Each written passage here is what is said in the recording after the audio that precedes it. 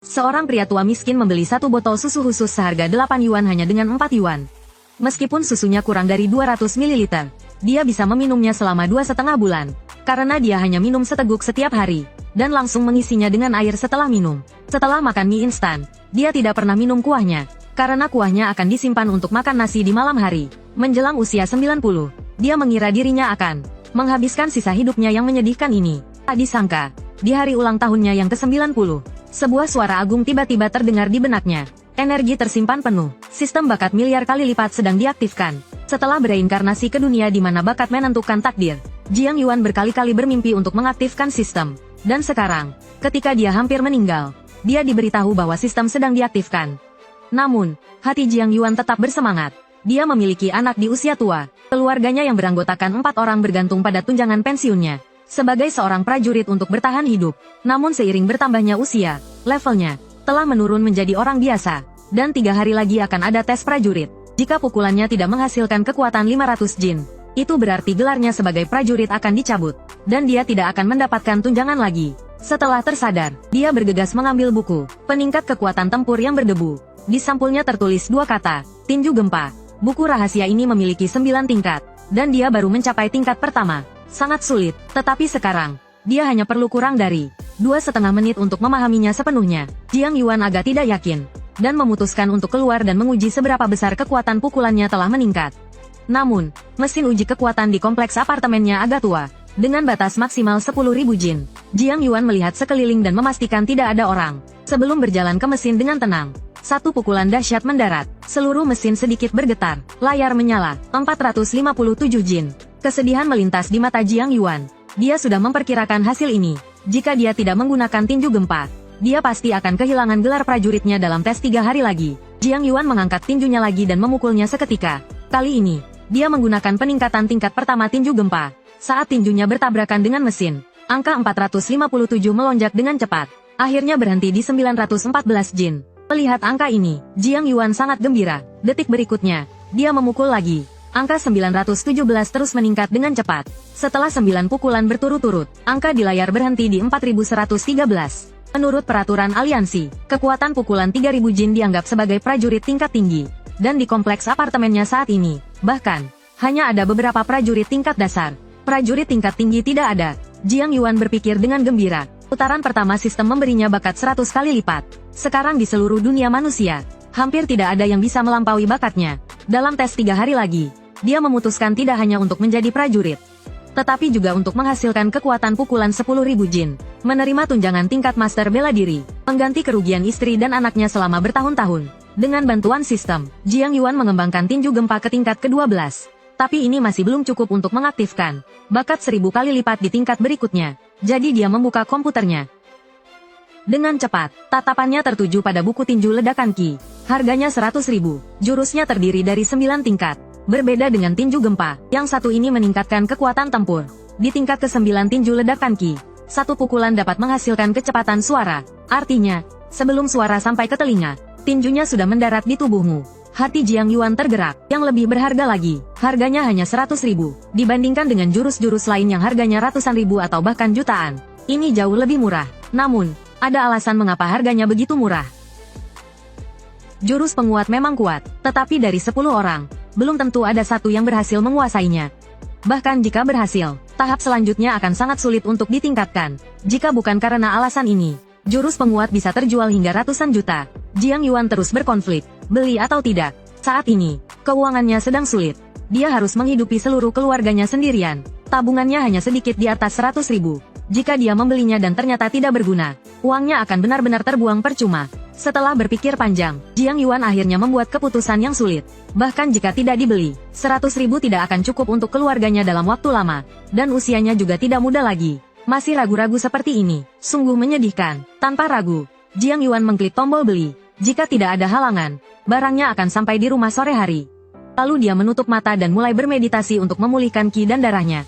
Namun, baru saja menutup mata, sedetik kemudian dia terkejut dan membuka matanya. Saat bermeditasi, dia jelas merasakan ki dan darahnya yang melonjak di dalam tubuhnya. Jauh lebih kuat daripada sebelumnya. Jiang Yuan sedikit tidak percaya. Dia bergumam, ki dan darahku beberapa kali lebih kuat. Bagaimana bisa meningkat sebanyak ini? Tidak. Aku harus mengujinya. Sesampainya di tempat uji, dia ingin melihat berapa tingkat kekuatannya yang sebenarnya. Kemudian, dia meluncurkan satu pukulan dengan keras. Seluruh mesin bergetar. Angka 1280 muncul di layar. Melihat angka itu, otak Jiang Yuan berdengung. Tadi malam hanya 400 lebih. Semalam kemudian, melonjak menjadi 1000 lebih. Mungkinkah ini karena aku mengembangkan tinju gempa ke tingkat ke-12? Semacam manfaat, bisa meningkatkan kekuatanku tanpa kusadari. Pikiran itu baru saja muncul, dan membuatnya berkeringat dingin. Meskipun satu jurus dilatih hingga sempurna, akan menghasilkan beberapa manfaat tambahan. Tapi teknik kultivasi yang bisa meningkatkan kekuatan setiap saat seperti ini, benar-benar menentang surga. Tidak mungkin, aku akan mencobanya lagi. Jiang Yuan kembali meninju. Efek peningkatan tinju getar masih tetap ada. 1293. Jiang Yuan menjadi gelisah. Saat tinju pertama dikeluarkan, angkanya 1280. Baru sebentar, sudah bertambah 13 poin. Dengan kecepatan seperti ini, kekuatanku akan segera mencapai asa kejayaanku dulu. Bukan hanya mencapai, tapi bisa sepenuhnya melampauinya dalam waktu singkat. Kalau aku menggunakan tinju getar sekarang, seberapa menakutkan peningkatannya? Jiang Yuan gemetar karena kegirangan. Dia mengepalkan tinjunya dan memukul dengan keras. Seluruh mesin bergetar, angka-angka di atasnya melonjak dengan cepat. Namun, Jiang Yuan tidak berhenti. Tinju getar terus bertumpuk dengan hebat. 3879, 5172, 9858, dengan cepat mencapai tingkat ke-10. Disertai getaran hebat dari mesin, angka di mesin mencapai 10.000 dan tidak bertambah lagi. Dan di tempat yang dipukulnya dengan brutal, muncul lekukan berbentuk tinju. Jiang Yuan menarik napas dalam-dalam. Dia tahu mesin tua ini memiliki batas maksimum 10.000. Jika dipukul lagi, mesinnya akan rusak. Berdasarkan perhitungan ini, peningkatan tinju getar tingkat ke-10 mencapai 12.930. Ledakan yang mengerikan, tingkat ke-12 akan mencapai 15.516 jin yang lebih mengerikan. Memikirkan hal ini, kegembiraan di hati Jiang Yuan hampir tak tertahankan. Menurut perencanaan aliansi dunia, kekuatan tinju prajurit pemula harus mencapai 500 jin, menengah 1.500 jin, tinggi 3.000 jin, saat menembus 10.000 jin. Itulah prajurit master pemula. Meskipun hanya berbeda satu kata dengan prajurit, tapi perbedaan kekuatannya benar-benar menghancurkan, dan perlakuan akan jauh lebih baik. Baik itu tunjangan 6 digit setiap bulan, atau hak untuk membeli barang. Bahkan perubahan status dan kedudukan sangatlah besar. Sehari sebelum tes, Jiang Yuan menggabungkan tinju getar dan tinju ki meledak, menciptakan teknik kultivasi yang paling cocok untuknya. Dia menamainya Jing Senmai. Setiap tahap dapat meningkatkan penggunanya 10 kali lipat. Jiang Yuan agak bingung dengan kekuatannya saat ini. Dia hanya merasa kekuatan ki dan darahnya meningkat pesat meskipun hanya berdiri diam. Dia ingin keluar untuk mengujinya, tapi mengingat mesin tua di kompleks apartemen, dengan satu pukulan, mesin itu mungkin benar-benar rusak. Besok adalah hari ketiga, saatnya menentukan ranah, saatnya menentukan tingkatan. Keesokan paginya, Jiang Yuan sedang mengantre untuk mendapatkan nomor di tempat uji coba. Tiba-tiba, sebuah suara mengejek terdengar. Yo, Kak Jiang. Jiang Yuan menoleh ke arah suara itu. Seorang pria tua berusia 80-an sedang berjalan bersama seorang gadis muda berusia sekitar 15 atau 16 tahun. Gadis itu berwajah cantik, dengan dua kepang dan sedang melihat sekeliling dengan rasa ingin tahu. Jiang Yuan menjawab dengan suara rendah. Lao Li, Kak Jiang, kita sudah hampir 10 tahun tidak bertemu, kan? Kukira kau tidak akan datang ke penilaian kualifikasi ini. Lagi pula, di usiamu ini, ki dan darahmu pasti sudah melemah. Kau sudah seperti orang biasa. Kenapa, mau melihatku jadi bahan tertawaan? Tidak berani, kau kan dulu kaptenku, berkedudukan tinggi. Mana berani aku menertawaimu, hanya penasaran. Di usiamu yang sudah tua ini, apa kau masih belum punya penerus? Masih memaksakan diri untuk mengikuti penilaian kualifikasi. Sungguh kasihan sekali kau. Meskipun aku tidak punya banyak kemampuan, tapi bakat cucu perempuanku ini lumayan. Di usianya yang baru 16 tahun, dia baru saja memasuki tahap kebangkitan prajurit. Jiang Yuan terdiam. Pria tua itu jelas-jelas sedang memamerkan cucunya. 16 tahun baru menjadi prajurit. Padahal banyak orang yang seumur hidup tidak bisa menjadi prajurit. Kebanyakan orang baru bisa menjadi prajurit di usia 20-an. Prajurit berusia 16 tahun sudah dianggap jenius, dan merupakan murid unggulan di sekolah. Aduh, Lao Jiang, aku tidak bisa mengobrol lagi denganmu. Cucuku nomor 1119. Aku harus mengantarnya ke penilaian. Jiang Yuan melihat nomor di tangannya, dan menyadari bahwa dia nomor 1120. Tepat di belakang cucu Lao Li. Hasil akhir tes cucu Li Cheng berhenti di angka 675. Dan dinilai sebagai prajurit tingkat dasar. Li Cheng kemudian memandang Jiang Yuan dengan tatapan sombong. Aduh, cucuku ini ada-ada saja. Sudah ku bilang, untuk tes penilaian kecil ini, cukup tunjukkan sedikit kemampuan saja. Tidak perlu terlalu serius. Tapi dia tidak mau mendengarkan. Sungguh membuatku pusing. Li Cheng sangat sombong, dan memandang orang lain dengan rendah. Benar-benar seperti pepatah. Satu orang mencapai Tao, ayam dan anjing naik ke surga. Jiang Yuan hanya tersenyum tipis dan tidak peduli. Dia lalu masuk ke ruang tes. Sekarang, dengan satu pukulan santai, kekuatannya pasti melebihi prajurit tingkat menengah. Seberapa kuat tepatnya, dia sendiri tidak tahu. Dengan satu teriakan keras, Jiang Yuan meninju dengan cepat. Bersamaan dengan suara gedebuk, angka di mesin mulai meningkat pesat dari 0. Dalam sekejap, angkanya melewati 100. Dan angkanya terus meningkat drastis. Penguji di sampingnya hanya melirik sekilas. Dan tidak terlalu peduli. Menurutnya, orang tua seperti Jiang Yuan sudah hebat jika bisa mencapai 300. Soal menjadi seorang petarung, itu hampir mustahil, mengingat usianya yang sudah lanjut. Namun, sebelum ia sempat menelan ludahnya, angkanya melampaui prediksinya, dengan cepat mencapai 300, dan terus meningkat pesat, dalam sekejap, mencapai 500. Namun, setelah mencapai 500, peningkatannya tidak melambat sedikit pun, malah terus meningkat drastis. Penguji itu terkejut sesaat, matanya terpaku pada layar, ia bahkan berhenti minum teh. Dalam sekejap, angkanya melebihi 1000, dengan cepat mencapai 1500 dan masih terus meningkat. Akhirnya, berhenti di angka 2100. Penguji itu langsung berdiri dan menatap Jiang Yuan. Data yang tertera jelas menunjukkan informasinya. Tahun ini, ia tepat berusia 90 tahun. Sejak usia 60 tahun, kekuatannya mulai menurun.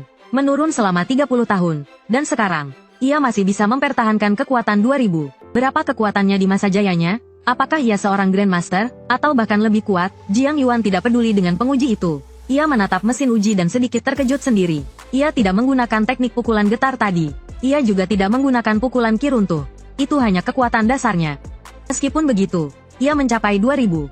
Jika ia menggunakan pukulan runtuh yang berlipat ganda, betapa mengerikannya kekuatan itu. Jiang Yuan menarik napas dalam-dalam. Matanya terpaku pada mesin. Biar kulihat, seberapa besar batas kekuatanku. Tiba-tiba, tinjunya kembali menghantam. Dari 2100, angkanya kembali meningkat drastis. Dalam sekejap, mencapai 4200. Penguji itu menatapnya dengan hormat. Seorang petarung tingkat tinggi berusia 90 tahun. Orang seperti ini, pastilah pernah menjadi tokoh penting. Namun, Jiang Yuan tidak berhenti setelah 2 pukulan. Tinjunya menghujani mesin uji. Seperti tetesan hujan, suara dentuman bergema di ruangan itu. Bagaikan badai, mesin itu mulai bergetar, karena kekuatan yang terus meningkat. 8400, 10500, 14700, 18900, 23100. Penguji di sampingnya sudah tercengang. Kekuatan 23.000 lebih. Berarti orang tua di hadapannya ini, meskipun kekuatannya menurun selama 30 tahun, keduanya memiliki kekuatan hampir setara penjelajah marsial tingkat menengah. Saat masih muda, kekuatan mereka cukup untuk menekan petinggi reruntuhan kuno. Penguji membuka mulutnya, ingin mengatakan sesuatu, tetapi mendapati Jiang Yuan berdiri di depan mesin dengan mata tertutup, beristirahat. Seolah-olah dia tertidur. Penguji tidak berani mengganggunya dan hanya menunggu dengan tenang. Karena orang kuat memiliki hak istimewa dimanapun mereka berada. Saat ini, Jiang Yuan seolah memasuki kondisi pencerahan.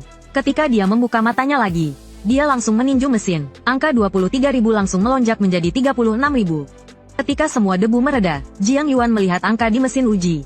Dan tersenyum puas, berkata, apakah aku lulus tes sekarang? Penguji mengangguk berulang kali. Lulus. Kalau begitu, tidak ada lagi. Aku akan pergi dulu. Di luar, Li Cheng tercengang tak percaya. Kekuatan tempur 36.000 telah mencapai tingkat penjelajah marsial menengah. Gadis kecil di sampingnya tampak sangat gembira.